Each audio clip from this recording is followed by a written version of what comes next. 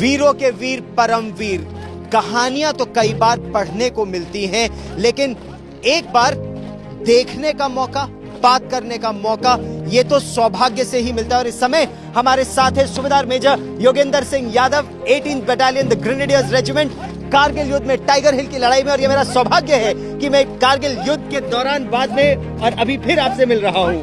ये मेरा भी सौभाग्य है और बहुत बहुत धन्यवाद, बहुत बहुत अच्छा लगा सावंत जी। आज हम बात कर रहे हैं परमवीर योगेंद्र सिंह यादव से, उनकी वीरता के बारे में। ऐसी वीरता जो एक इतिहास अपने आप में है। क्यों?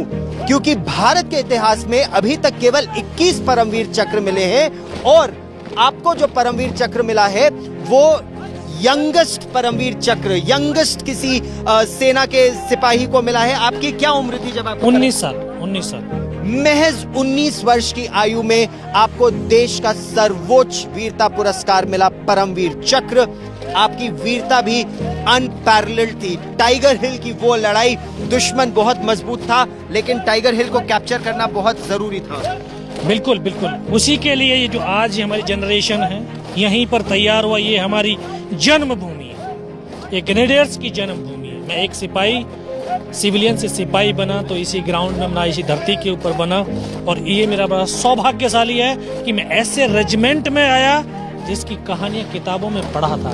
Major Hoshiyar Singh, CQMH Abdul Hamid. तो इस मिट्टी के अंदर वो ताकत है, वो गुण है, वो संस्कार हैं जो इन बच्चों के साथ, जो हमारे शरीर के अंदर चलती जा रही है, अंदर जाती रह रही है। और हम एक उस ताकत को लेकर के जब यहाँ से बाहर जाते हैं, एक फौलादी, एक सिपाही बन करके यहाँ से सेना का निकलता है, तो वो चाहे टाइगर हिल हो, चाहे तोलोलिंग हो, चाहे और कितनी भी बड़ी पहाड़ियाँ क्यों ना हो, हर एक पहाड़ी के ऊपर ये ग्रेनेडियर्स का सिपाही कदम से कदम और कंधे से कंधा मिला करके आखिरी गोली और आखिरी सांस तक लड़ता रहता और वहाँ पर विजय पताका फहराता है। यहाँ देश की भावी पीढ़ी तैयार हो रही है, देश के आने वाले फौलादी जिस्म तैयार हो रहे हैं, वो फौलादी इरादा तैयार हो रहा है। क्योंकि आपकी वीरता की जो कहानी है वो केवल एक फौलादी जिस्म की नहीं है, वो फौलादी इरादों की कहानी है। क्योंकि अगर आप इनके सीनों को देखें और इनके सीने को देखकर किसी भी फौजी का, किसी भी देशवासी का सीना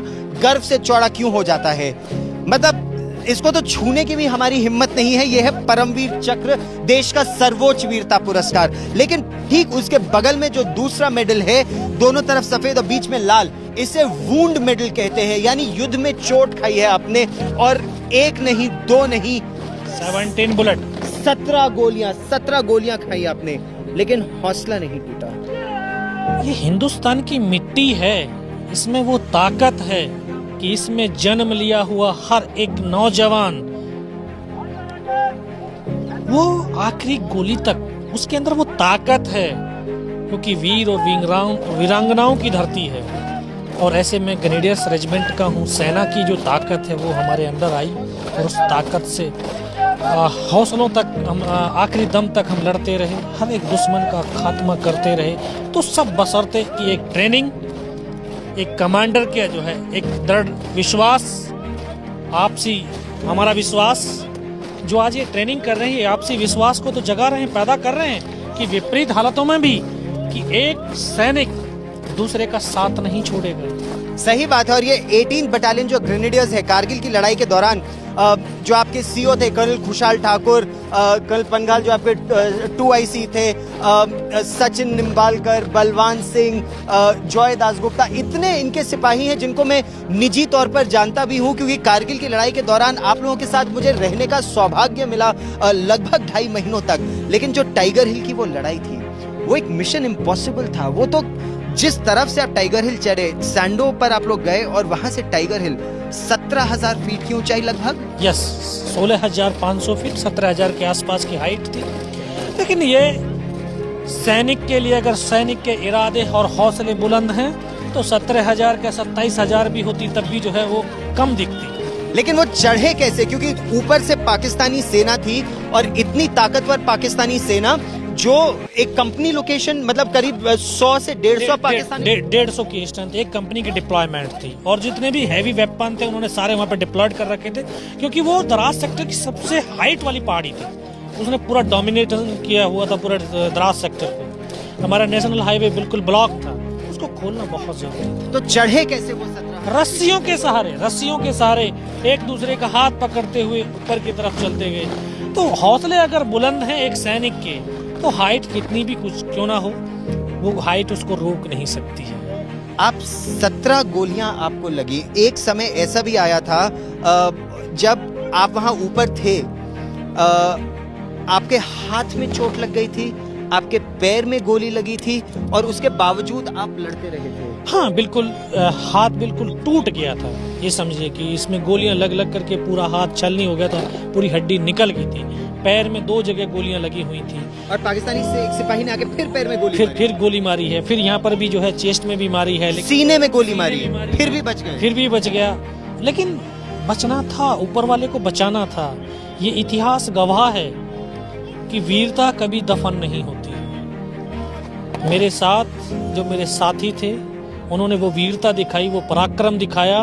उस पराक्रम को दुनिया तक पहुंचाने के लिए शायद परमात्मा ने मुझे जिंदा रखा। आज मैं जिंदा हूं तो उन्हीं की बदौलत हूं, उस ईश्वर की कृपा की बदौलत। हम ये समझना चाहेंगे कि अगर दुश्मन ने आपको सीने में गोली मारी, हाथ में गोली मारी, पैर में गोली मारी, कुल मिलाकर 17 गोलियां आपके शरीर से निकाली गई थी। जी बिल्कुल। बचे कैसे? वो सीने वाली गोली की, वो सीने वाले जो यहाँ पे पर्स रखा था, पर्स में कुछ गिलेट के 5-5 रुपए के सिक्के थे, और जब गोली जो उसने चलाई तो वो जाए सिक्कों पे जा करके लगी, इसलिए वो रिकॉर्ड हो गया। और उसके बावजूद आपका हाथ नहीं चल रहा था, लेकिन आपके पास एक ग्रेनेड थी। हाँ ग्रेनेड थी, ग्रेनेड से उसके ऊपर हमला किया, और जैसे ही उस ग्रेनेड का हमले से वो पाकिस्तान का एक सैनिक मारा गया, फिर उसकी राइफल को उठा करके, क्योंकि एक हाथ तो चल नहीं रहा था, एक ही हाथ से उठाया, वहाँ से फायरिंग किया, दूसरे पत्थर से किया, तीसरे पत्थर से किया। उनको ये जजमेंट नहीं होने दिया कि यहाँ हिंदुस्तान की सेना का सिंगल पर्सन है। उनको लगा कि यहाँ नीचे से दूसरी टुकड़ी आ गई है, और वो एक खौफ पैदा कर दिया उनके अंदर। उस खौफ से वो डर करके भागे।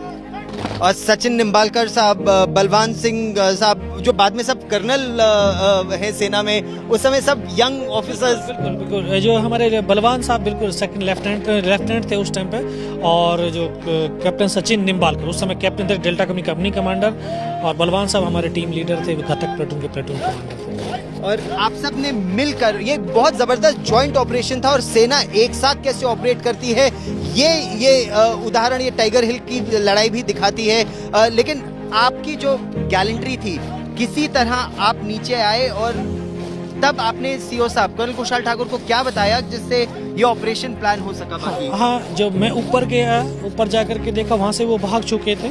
उनका जो वहाँ पर डिप्लॉयमेंट था, उनके टेंट लगे हुए थे, उनकी बड़ी बड़ी गन्स वहाँ पर लगी हुई थी, तो वो सब कुछ मैंने देख लिया था। फिर जब सीओ साहब के पास आया, सीओ साहब ने बोला बेटा कुछ बताएं, तो तब ऊपर गए, जब घटनाक्रम बताया, फिर उनको बताया कि सर जिस रास्ते से हमको चढ़ाया आपने, वहाँ पर तो उनकी मेन गन्स लगी हुई है, उसके जस्ट पीछे की तरफ उनके लिविंग टेंट लगे हुए हैं, तो उनका सामने लंगर भी था, वहाँ सब कुछ उनको क्लियर बताया। कि उन्होंने बोला हाँ बेटा यहाँ से कहाँ, अगर आप अगर यहाँ से डायरेक्ट टॉप को देखते हो तो हेलमेट नुमा ऐसे पत्थर चमकता है, जस्ट इसके पीछे उनके टेंट है। तो उसी टाइम पे फिर जो है सीओ साहब को इन्फॉर्म किया, आर्टिलरी ने फायर शुरू कर दिया। तो उस इन्फॉर्मेशन के आधार के ऊपर आर्टिलरी ने हमारे फायर किया। फायर करने के बाद जब हमारी टीम गई ऊपर, कोई बिना कुछ कैजुअलिटी की, विदाउट कैजुअलिटी, टाइगर हिल के ऊपर। आपने तो अपने कई साथियों के लिए गोली अपने ही शरीर पे खा ली थी, 17 गोलियां ली आपने अपने शरीर पर। ये एक सैनिक का फर्ज बनता है, दायित्व बनता है कि वो अपने साथी के लिए अपने आप को कुर्बान करे।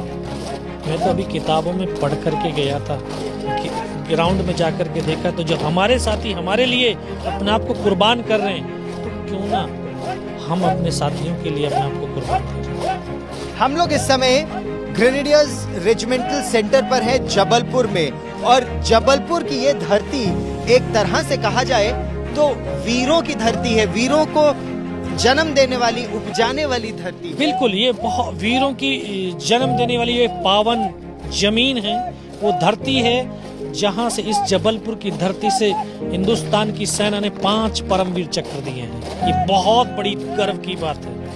और ये परमवीर चक्र एक सैनिक का सपना होता है। सपना देखता है और उस सपने के लिए अपने आप को तैयार करता है। जिस तरह से आप इनको देख रहे हैं, ये तैयार कर रहे हैं, ये अपनी पसीने की एक एक बूंद से अपने आप को अपने देश का सिपाही बनाने के लिए तैयार कर रहे हैं। और जब आप इस भावी पीढ़ी को देते हैं, आने वाले इन सिपाहियों को देखते हैं ग्रेनेडियर्स के, तो आपके मन में क्या भाव उठता है? हाँ, मुझे भी भाव उठता है कि आज से 20 साल पहले मैं भी इन्हीं की तरह इस तरह से इसी ग्राउंड में पसीना बहा रहा था और सपने ले रहा था। एक सपने सजोए हुए था कि मैं भी जाऊं, बहुत जल्दी से अपने यूनिट में जाऊं और यूनिट में जाकर के अपने देश के लिए कुछ कर पाऊं।